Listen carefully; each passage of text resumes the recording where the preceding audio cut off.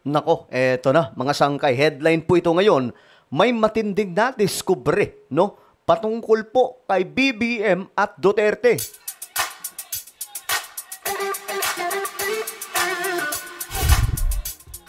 Yo guys, what's up? This is me. I'm back for another vlog today. Kamusta po kayo? I hope na ayos lamang po tayo dyan. Habang nanonood, enjoy nyo na lamang po yung ating vlog ngayon. Saglit lang to, mga 10 minutes, tapos na po tayo. Okay, eto pag-usapan po natin ngayon. Itong kumakalat na isa pong balita tungkol po kay PBBM at Duterte. Kay Tatay Digong. Naku, ano kaya ito mga sangka? Ano naman ngayong chismis to? Pag-usapan po natin yan. But before tayo magsimula, no, ito ulit, dating gawe, guys. Paki-subscribe po muna yung ating YouTube channel dyan. Yung iba dyan hindi pa po nakakapag-subscribe. Ano pang hinihintay nyo, guys? Makikita nyo po yung subscribe button sa baba ng video na to. I-click nyo lamang po yung subscribe, i-click ang bell, at i-click nyo po yung all. Dahil parami po tayo ng parami dito sa YouTube. Ano pang hinihintay mo, pare ko? Alright? Sa mga nanonood po sa Facebook, i-follow nyo po yung ating Facebook page. Alright? Ngayon, okay, shoutout na pala sa lahat ng mga Solid Sangkay. Just comment down below. Hashtag Solid Sangkay kasama po ang inyong mga lugar. Okay guys, eto na nga. Umpisa na po natin ito. Ito po kasi yung pasabog ngayon mga sangkay. Tingnan po natin kasi patungkol po ito sa gera, patungkol sa ipinagbabawal na pulburon. Ito po yung bilang o halaga ng mga nasabat sa panahon po ni PRRD at sa panahon po ni PBBM. Matindi to mga sangkay. Sobrang tindi ng pasabog na ito. At saka, malaki po ang inyong makikita dito. I mean, mas malawak po ang inyong kaalaman na makikita po dito. Ayon po sa datos mula sa Philippine National Police, umabot na sa mahigit 43.8 billion pesos ang halaga ng nakumpiskang pulburon mula July 1, 2022 hanggang May 17, 2025.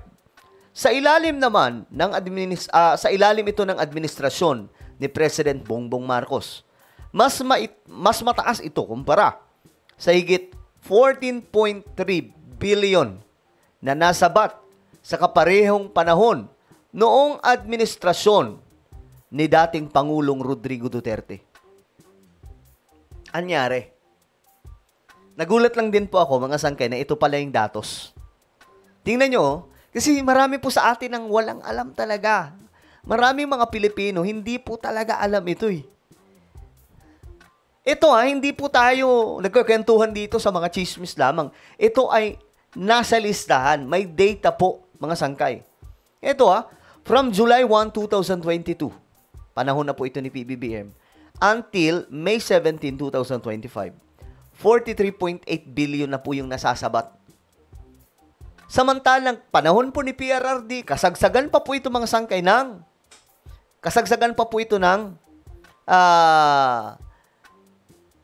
bakbakan sa ipinagbabawal na pulburon.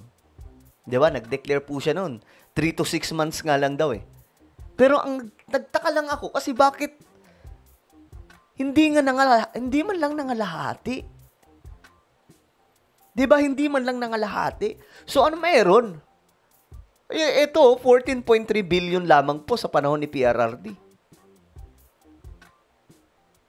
Samantalang dito kay PBBM, 43.8 billion.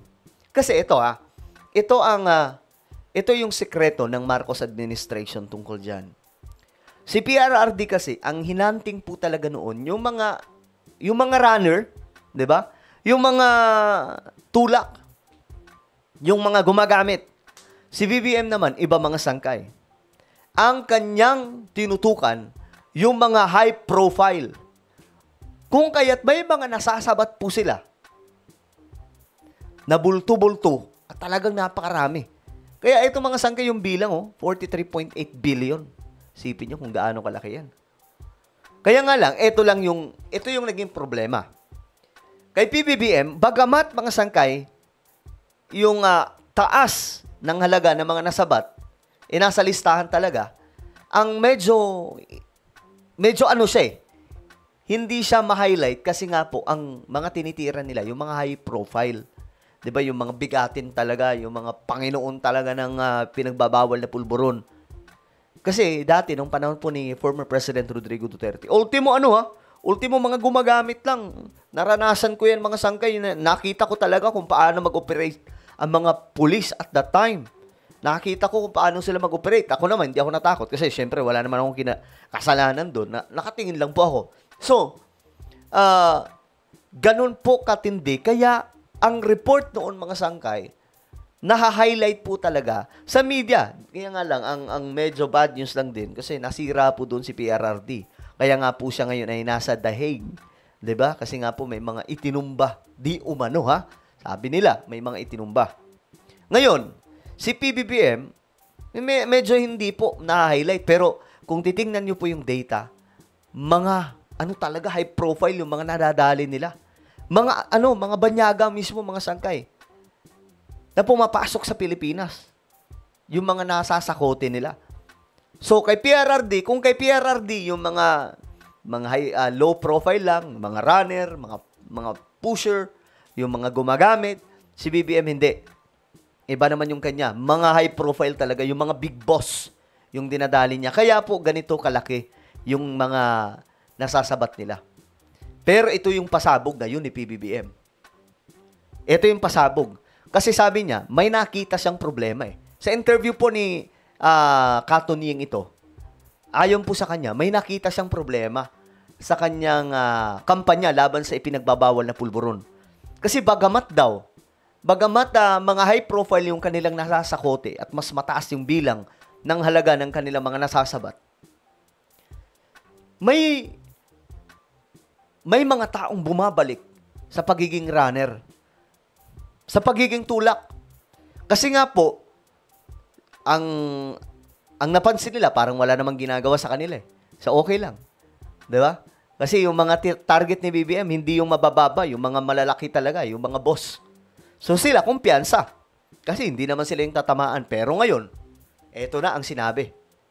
Ayon kay President Marcos, layon ngayon ng kanyang administrasyon na mag-focus hindi lamang sa malalaki, kundi sa maliliit din na mga tulak. Ayan na ha. Pero pagbibigay din niya, mahalaga pa rin ang due process. Yun ang kinagandahan. O ayan ha, iniutos din ng Pangulo sa mga law enforcement agency na habulin na rin ang mga masasangkot sa street level na pagtutulak. Ayan na ha. Malinaw na po sa atin lahat yan mga sangkay.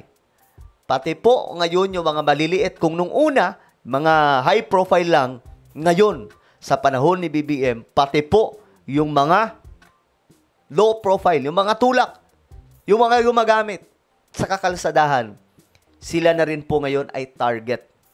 So, magandang plano kasi maganda yung gagawin niya kasi 'di ba nung una nag-umpisa sila sa mga talaga, yung mga big boss na mga pinagbabawal na mga boss na mga gumagamit nitong pinagbabawal na pulburon. Ngayon, since nauuso na naman sa kali kasi nalaman din po ni BBM na nauuso na naman daw sa kali. So ngayon, magbibigay daan si PBBM.